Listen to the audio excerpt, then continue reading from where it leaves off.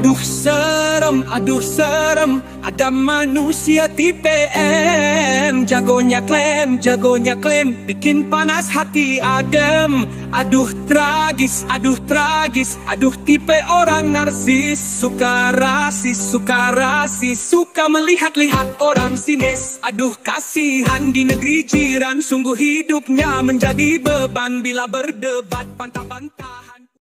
Perjanjian yang melibatkan kedaulatan negara, PM kena beritahu rakyat di mana yang kita janji serah ke atau tak serah. Beritahu. Dengan cerita saja ambalat sana sini, kami nak tahu apa yang dibuat sehingga media Indonesia berpesta. Kita nak tahu, rakyat Malaysia nak tahu. Indonesia telah menyelesaikan krisis di Ambalat. Ambalat ni saya bagi tahu orang Pekalan Cepa, Ambalat ini di sempadan Tawau dan Sulawesi, Indonesia. Ambalat ini berdasarkan laporan Indonesia ada 9 kompartmen ataupun 9 telaga minyak yang besar yang bernilai 764 juta barrel. Yang membawa kepada jumlah 1.9 triliun US dollar.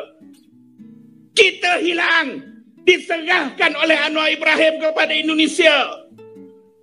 Bukan 1 juta dolar, bukan 2 juta dolar, 1.9 triliun juta dolar saudara. Itulah contoh sikap kaum Melayu palsu di negeri kasino Malaides. Mereka tidak saja menyukai dongeng, suka cakap besar, dan terkesan sombong.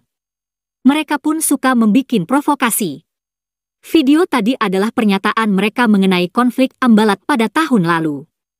Nanti akan kita lihat bahwa pernyataan tersebut hanyalah provokasi. Mereka yang bersikap norak itu umumnya adalah kaum Melayu palsu di Malaysia yang masih berpikiran primitif. Dari kelompok ini pula yang selama ini suka mengklaim budaya dan bahasa Indonesia. Dari golongan ini pula yang gembar-gembor bahwa bahasa Melayu itu hebat, bahkan mendunia. Mereka juga selalu menafikan bahasa Indonesia. Kebetulan, sekarang kalangan Melayu Islam konservatif tersebut kini sedang menjadi oposisi. Karena itulah setiap hari mereka menyerang Anwar Ibrahim. Kaum Melayu konservatif di Malaysia merasa telah kehilangan segalanya. Mereka tidak dominan secara ekonomi dan tidak berkuasa dalam politik. Bahasa Melayu Malaysia pun tidak laku. Mereka pun stres karena kehilangan segalanya. Peradaban Melayu Malaysia akan tinggal kenangan. Dan hidup mereka juga sangat bergantung pada subsidi. Selain itu, mereka mungkin juga akan selamanya jadi sekedar hamba raja atau manusia yang belum merdeka sepenuhnya.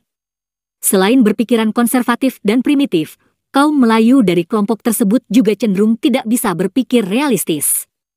Mereka merasa sok hebat dan tidak mampu melihat kekuatannya sendiri. Kaum Melayu primitif tersebut merasa mampu menandingi kekuatan militer Indonesia dalam konflik Ambalat. Kita tidak tahu apa yang mereka andalkan. Kapal Malaysia pun masih belum selesai dibuat. Apakah mereka mau mengandalkan patung British untuk menghadapi Indonesia? Ataukah mereka mau pakai kapal mendamberahi dalam dongeng hang tuah? Kita tak tahu.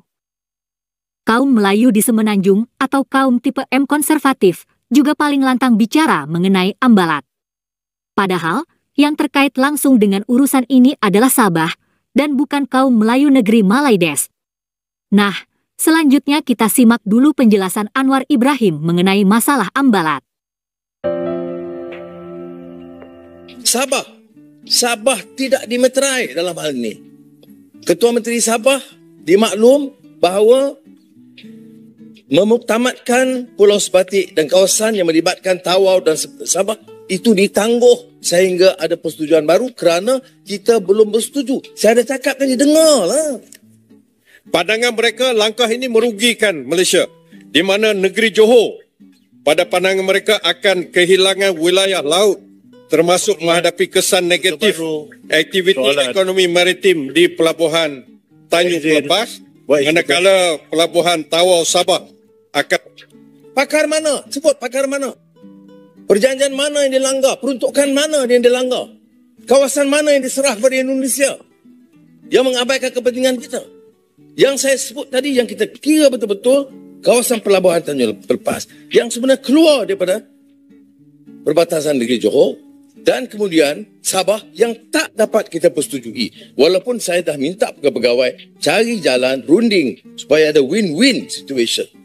Yang ditanya itu ialah keperluan satu perjanjian komprehensif. Saya setuju. Jaminan bahawa tidak akan dikorbankan kepentingan kedaulatan negara. Itu memang pendirian kita. Apakah melibatkan negeri Johor? Setakat tidak ada kawasan yang melibatkan negeri Johor. Yang melibatkan hanya Sabah.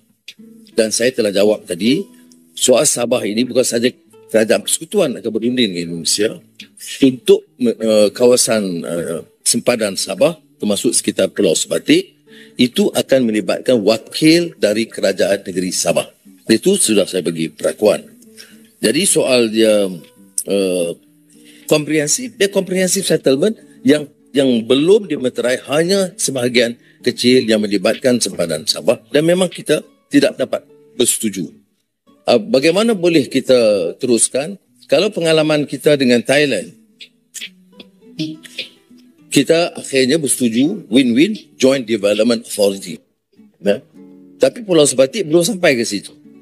Ya. Itu kita kena bincang apakah wajar ditekankan setakat ini. Kita telah bawa pendirian kita, Indonesia jelas tuntutan kita, dan kita pun tahu tuntutan Indonesia, tapi kita tidak setuju. Jadi peringkat ini, itulah keadaan dia, dan soal kompromi tidak berbangkit.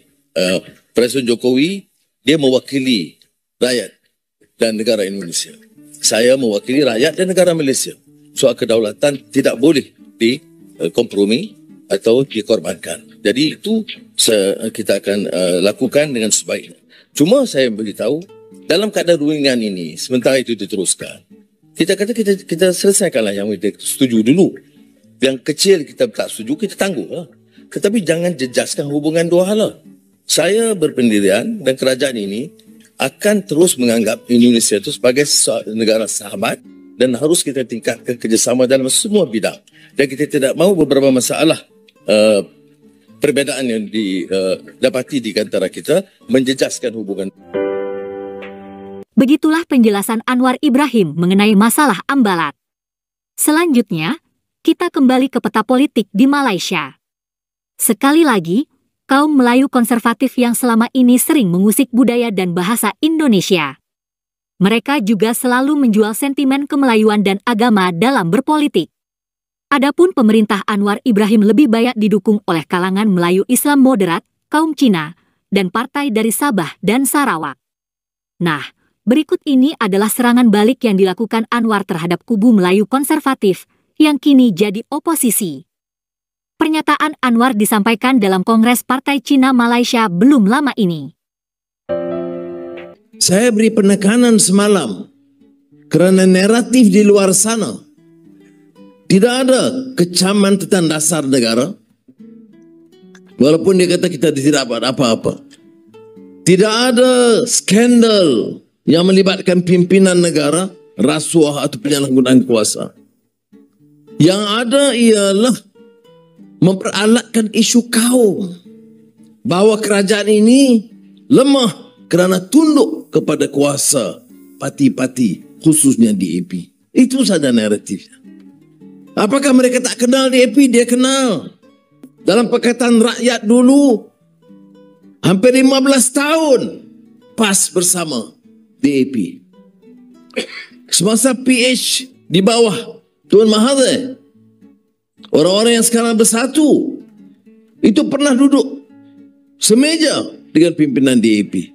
Apakah luahan mereka itu luahan kenyataan yang benar? Tidak. Luahan golongan yang desperate. Ini yang dikatakan desperados dalam politik. Tidak ada dasar, tidak ada kritikan dasar, tidak ada cadangan baru, tetapi bawa gendang lapuk lama, iaitu menakutkan golongan Melayu tentang kemarahan kelompok Cina. Apalagi yang diperjuangkan dengan lambang DAP. Jadi sebab itu, dalam majlis itu, yang keseluruhannya masyarakat Melayu Bumiputera, kita tegaskan tidak ada hasrat menyisihkan golongan ini, malah langkah-langkah diambil supaya ada langkah untuk mengangkat martabat mereka dengan usaha mereka sendiri, dengan pengorbanan mereka sendiri, dengan sumbangan mereka. Hari ini saya berdepan dengan rakan-rakan saya dalam DAP. Dan saya tegaskan apa dia keunikan dan keistimewaan DAP. Ini DAP, walaupun naratif di luar sana dipermainkan hanya isu kaum, saya nak semua orang dengar. Bukan saja masyarakat Cina atau India, tetapi masyarakat Melayu umumnya, bahawa pendekatan dengan DAP itu pendekatan untuk mengangkat martabat negara, mengukuhkan institusi, governance dan democratic accountability dalam negara kita. Dan untuk berjaya, kita perlu dukungan dan penyertaan semua kaum, semua rakyat negara ini. Negara ini tidak boleh mengikuti rentak yang berlaku di banyak negara-negara lain di mana ada masyarakat pelbagai kaum. Mana ada negara di dunia di mana percaturan dan pertembungan antara kaum dan agama berterusan yang boleh maju dan stabil? Tidak ada. Jadi kita ada pilihan. Boleh jadi hero kaum, boleh bawa pandangan chauvinistik, boleh pertahankan kefanatikan kaum dan agama, atau menyelamatkan bangsa dan negara. Saya ucap terima kasih kerana rakan-rakan dalam DAP membuat pilihan seperti kami juga dalam keadilan dan dalam amanah dan sekarang UKO. Dan sekarang dalam rakan-rakan kita UMNO, JPS, GRS sekurang-kurangnya memberikan dukungan berdasarkan prinsip ini, bahawa negara ini mesti tegak atas landasan yang betul.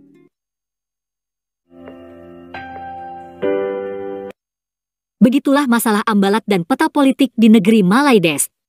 Terima kasih sudah menonton sajian kami. Sampai jumpa lagi.